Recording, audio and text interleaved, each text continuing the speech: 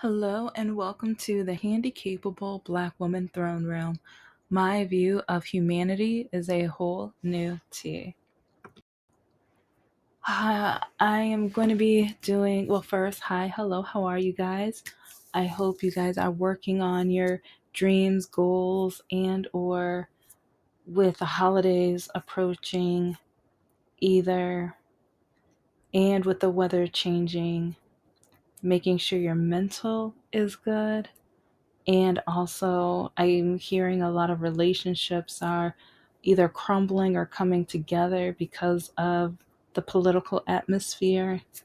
And for years, people have been calling me crazy, strange, and stuff because I've talked about politics during a lot of my life because not in high school I didn't talk about it with classmates, but it's like I know that even with my English teacher, I found out some of my literary favorites because I love things that twist and turn history within a different aspect. And also, one of my favorite new shows is the like the mystery or the law of Linda or Lydia. Yeah, sorry, I'm messing up. My mind is everywhere right now because of the topic I'm about to talk about. Because I've got two messages today on it.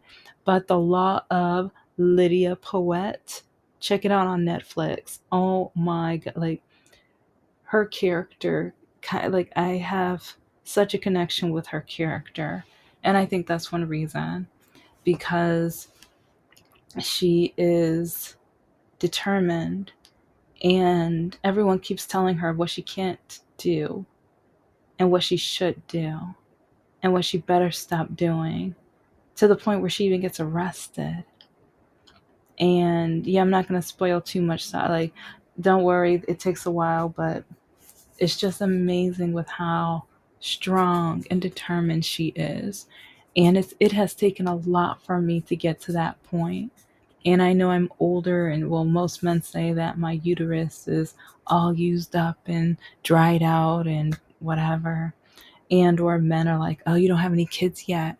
Why don't you? Like, so, especially black men. And I'm going to be talking, yeah, I'm dragging them again today. I drag um, I drag white guys all the time because, yeah, Mr. No Heart and Mr. Lockakey, they are both white men. So, and a lot of the examples that I talk about, a lot of them are white. Some of them are Hispanic and Arabic. And yeah, because with me, I don't care. Like, I just want somebody who, throughout life, we are we're in it together and we're encouraging and motivating each other. We are not trying to change each other.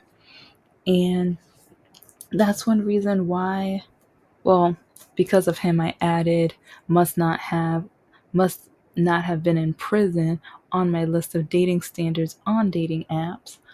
But Mr. Tomas, I've talked about him quite a few times, but he doesn't realize he was one of the best connections I've ever had, and I hope to have a similar connection one day if I ever try to date again.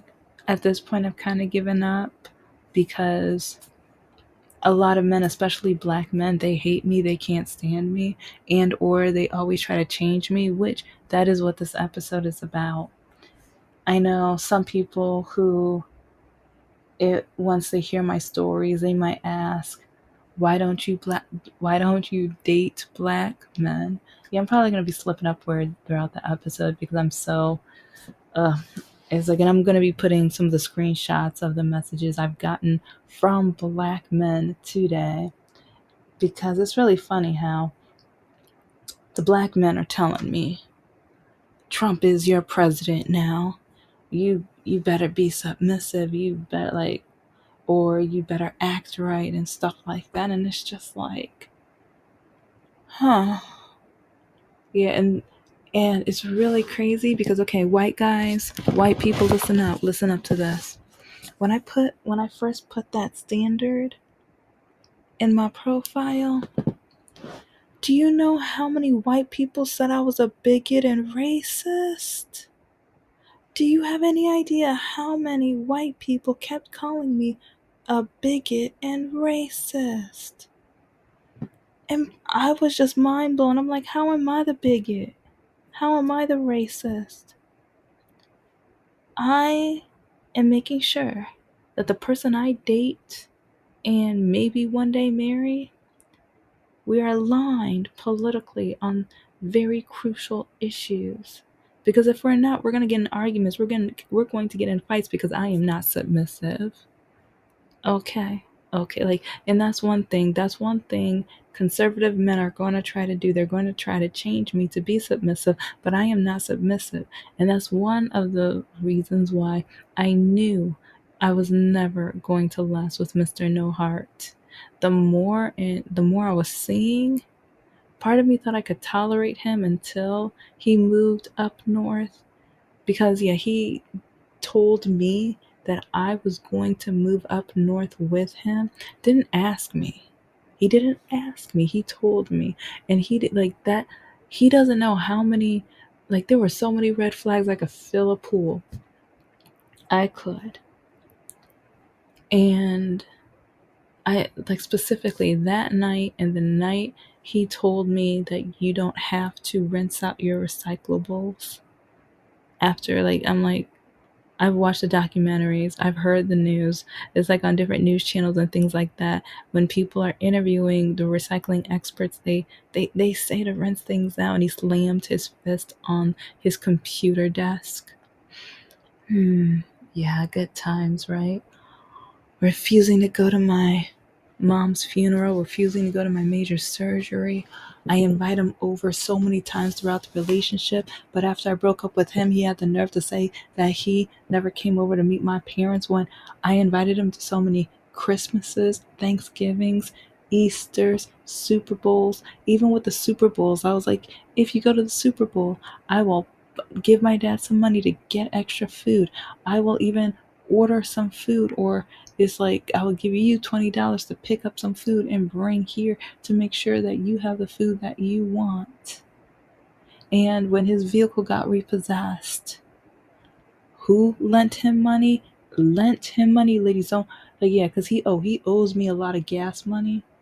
Yeah, I was like, I thought once he got his life together, he would start giving that back, but then I realized no, he acts like I'm obligated to help him raise his children when he calls his daughters mistakes. But then he threatens to break up with me when when he knows that I want to adopt and foster. So he tells me in the middle, like after 2 or 3 years, he changed the script. All of a sudden, we're gonna break up unless you quit that adopting stuff. I still want you to save for a house. Once you get the house, I'll buy you a puppy. Yeah, if when I buy a house, he'll buy me a puppy. He didn't realize, like, to me, like, in the back of my head, I always kind of thought, like, so you don't really give me Christmas presents. You give me a toy dog. So you devalue me. But, oh, you want me to get the house. You want me to get the house because that means you're going to have a house. No. No. And it's when we first started dating, he would even, he told me, you're not allowed to move in here. And I never even mentioned it. I was like, what are you talking about? Oh, well, I'm not your white knight. I just want to make sure you know that I'm not going to be a white knight. And I'm like, what? I thought we matched. I thought you wanted to just chill and talk and see if we had a connection. What do you? And I think he was so shocked that I wasn't looking for a white knight, but I was looking for someone who had a mutual understanding in a relationship. But when it comes to the black men, because I know some people kind of wonder, why did I stay with this jerk for 7 years? Yes, for 7 years. Well, a lot of you already know some of my stories, but when it came to my education, black men always told me, you act white, you're trying to be white, trying to be a Mariah Carey, you're trying to be a Night Bright, you're a red bone, look at you. And It's like you're gonna get all this education just so you can try to boss me around, and so on and so forth. And some threaten me if you get your, like, if you get your master's, because I already had my degree when I finally kind of started dating my, and the guy threatened, like, oh, then you're not going to date me if you go for your master's.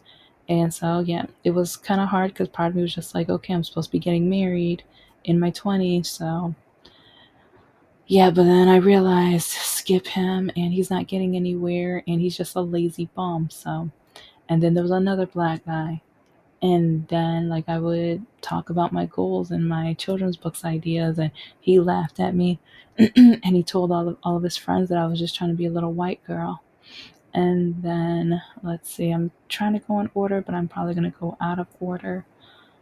Then there was one guy who I found out because the speakerphones just got installed into vehicles, and a lot of people didn't know how to use them. God is good. But we were driving in the vehicle, and his mom called, and next thing you know, she didn't know I was in the vehicle too. And so she starts talking about me. What, when are you gonna get rid of that little white girl wannabe? She thinks she's all that. And he was like, and he kind of like shut her up in a way, but he was like, she never said that. Yeah, she never said it, but she talks so proper. It's like she talks so proper, she acts like she, it's like just talk, the way she talks. And it's like, she's polite, but she just talks so proper. And part of me is just like, okay, so talking proper makes me look like I'm better than other people. I'm confused. And oh, even when I went to the house to meet her, I offered to help her in the kitchen to clean up. Oh, she thinks she's all that because she scrubbed out and she cleaned, and it's like, and she did a really good job. And he was like, and I was like, so I just started sitting there because, like, I know I mentioned it before, but this was at least a 10 to 20 minute conversation before he let her know I was there, and I was listening to every single word. And let's see, well, yeah, I'll tell, like, well, oh yeah, I'll tell the whole story of that one later. But like, even with my complexion, a lot of black men tell me I'm not black enough when I can't control my DNA. Evidently, I have a disability too, light skin and disability. So yeah, fun. But it's crazy how people, like some African Americans, tell me I have such a privilege being this complexion, but then I'm not black enough, but I'm not mixed, but I'm not black enough. I have, like, with my great grandparents and great grandparents, I have Chinese and Native American, but both, if you saw both of my parents, some people think I'm adopted.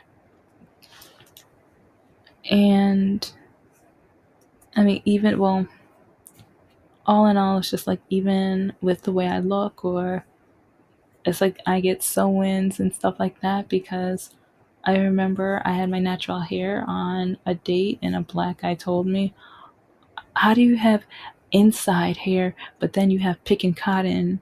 Oh no, you have inside skin, but you have pick and cotton hair. And it was just like, wow. It's like he didn't expect I would have the cute little ringlets. It's like he said, a girl like you're supposed to have that, like, well, it will basically the three, no, like the 2B hair, probably something like that. That's what he was imagining. And so he was just like, no, it's like, it's like, if I'm gonna date a mixed girl, I need to date a true mixed girl. I want my kids having that good hair.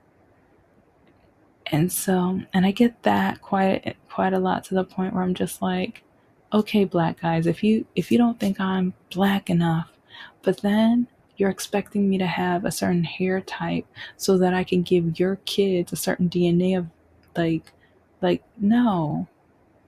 And that's contradictory. Like, okay, so you say I'm not black enough, but then you want certain characteristics that are not like from the African American genetic, or there are some African tribes. So I'm not gonna, there are some African tribes, oh, some that are blonde and some that have like a pretty straight hair. So, okay, so I'm not gonna say, but the parts of Africa of my ancestors, nah, they weren't from those parts. But it's just crazy and frustrating.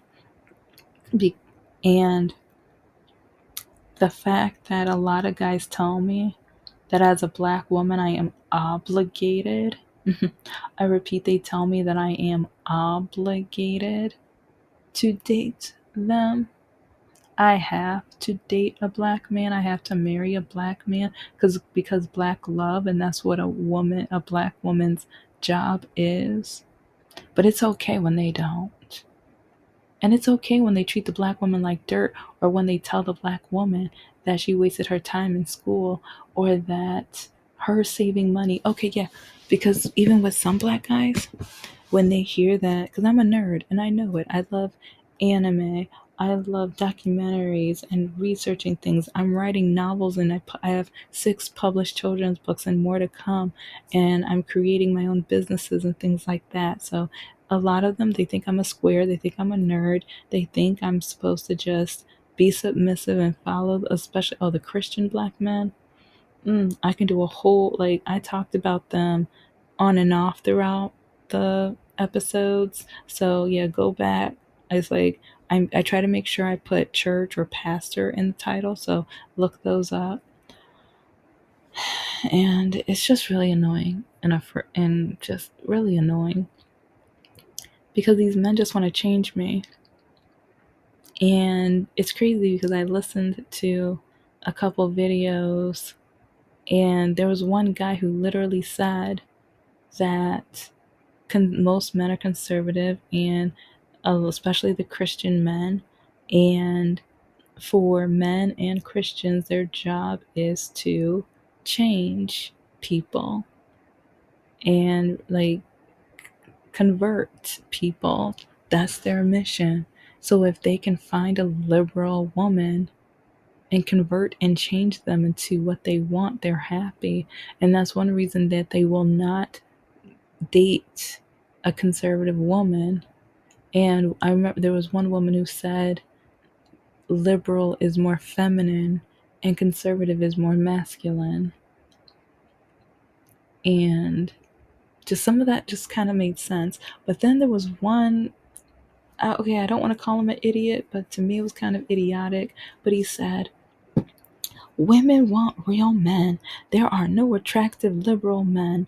And these women, it's like if you want a man, you're going to have to realize he's just going to be a Trump supporting conservative. No, no. Okay. Um, they don't know the type of man I want. I don't like the stereotype. Like, there are some guys that I was attracted to that it's like they said they were moderates, and I think like one reason why I I made sure to just say hi to them on their birthday and maybe the holidays is because I was like, okay, yeah, I think you're a little on the Republican side, but a lot of the guys that I'm interested in, they're nerdy and they're cute and adorable nerds. And they're men, but they don't have like that. Like, I love the glasses. Oh my gosh, I think glasses are so cute and attractive and everything. And I don't care about the height. I feel like if a guy is close to my height, it's easier where I can like kiss him on the cheek and everything. It's like I have easy access. And so I don't know. But a lot of black men try to tell me who I am supposed to be attracted to. And but then they tell me I'm not black enough, but then they tell me that I'm supposed to be attracted to them. And or if they don't fit my standards that I have on my dating profile, because I say you must have a degree, a certification, or a trade, because with all of the, because it's, for some reason, majority of the black men are the ones that told me that I'm not supposed to have my education, and or yeah, I don't think I've ever heard a white man say, what kind of man wants a smart woman? Only black men have told me that. And only black men have threatened to not want to date me. Hmm.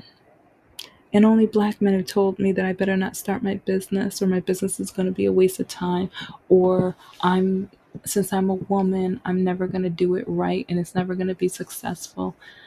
But then they say that I'm supposed to date them, but they're not encouraging, supporting, or beneficial in any kind of way. But then they expect me to have their children. But if I have a daughter, they're not going to think much of their ideas, their ambitions, and goals. So if you're going to treat me like that, why would I want to risk having a daughter with them? And if I have a son, they're going to try to teach them how to treat their women like they treat me, and I will not have that.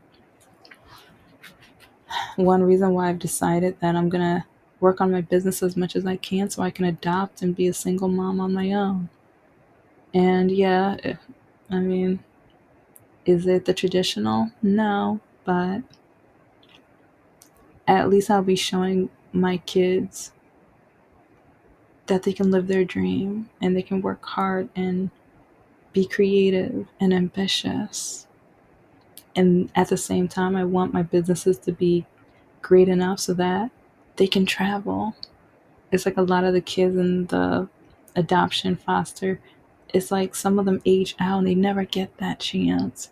I want to be able to adopt, and I want them to get the education and get the life experiences and see the world, or at least parts of the world, you know?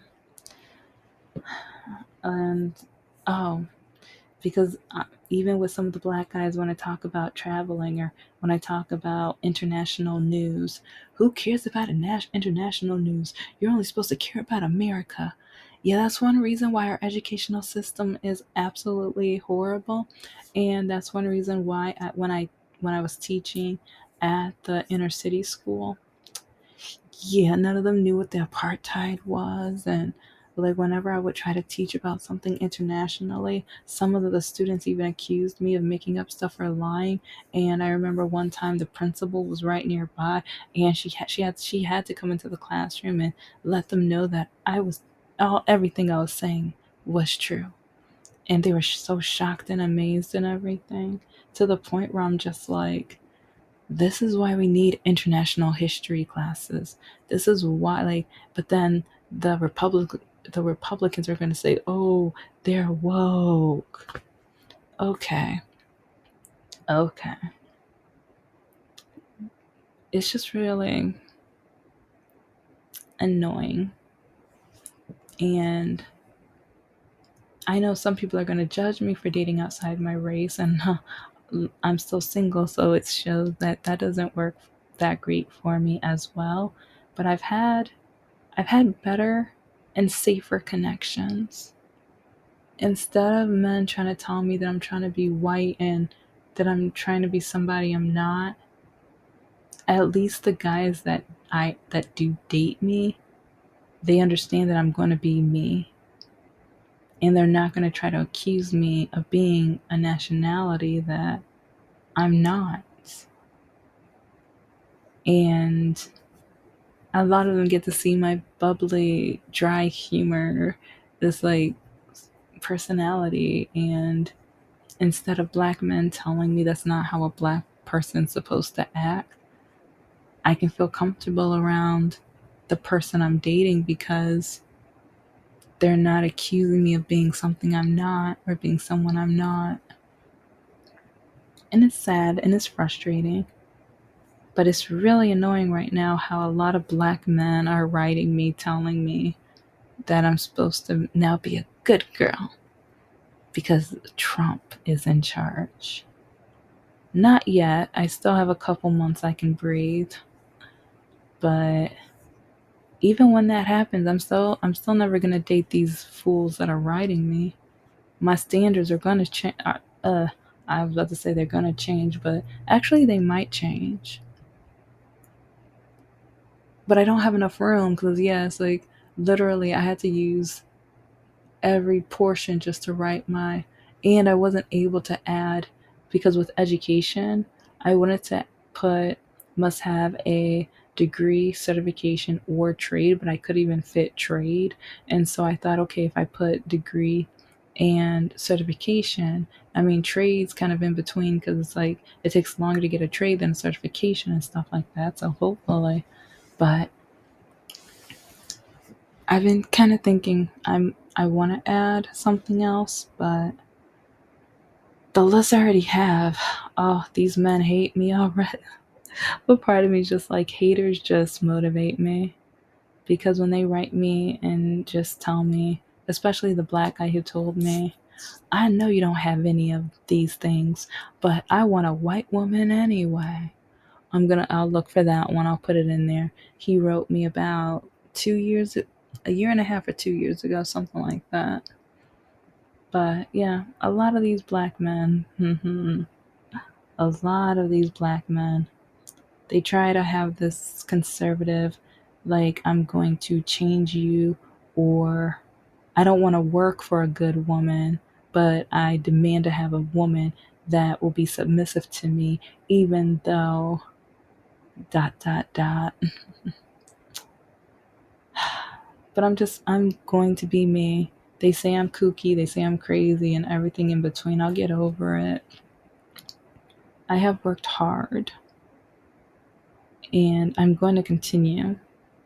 My novel is developing, and even like while I was thinking, I'm just like, I know what the next part of the series is going to be. So, and I just thought about that like 2 or 3 hours ago. So that's one reason I'm jumbling, because I'm thinking about these awful messages, but then also the next parts of after these three books, the series is going to continue, and it's going to dive into another person within the story from the main character's perspective and stuff.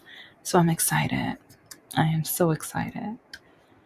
And you guys are going to hear more about the greeting cards, but yeah, we're going to run out of time. So just know that I'm working hard, and I'm not going to let these men stop me. And oh, I have so much more to say. So this is, yeah, basically just know everything's going to be a part 2 or 3 in my life, because they call me a bigot, but some of the best relationships I've had were with white guys. And it's because they didn't, yeah, it's like it didn't end all that great because they didn't like my determination, but at least at least they were more well mannered with it. Yeah, they were more well mannered. And in some cases, some of them realized that maybe they didn't work hard enough to, I mean, I won't say to have a woman like me, because I've told you about Thomas. I had a present created for him. I created a marketing plan and a system so he can get more reviews for his auto place. And I, like, even with like streams of income, I created a whole thing for him. He never got it because, well, listen to those stories and you'll find out. But this is the Handicapable Black Woman Throne Room. I am a woman, I am of color, and I am handicapable. But most importantly, I am human.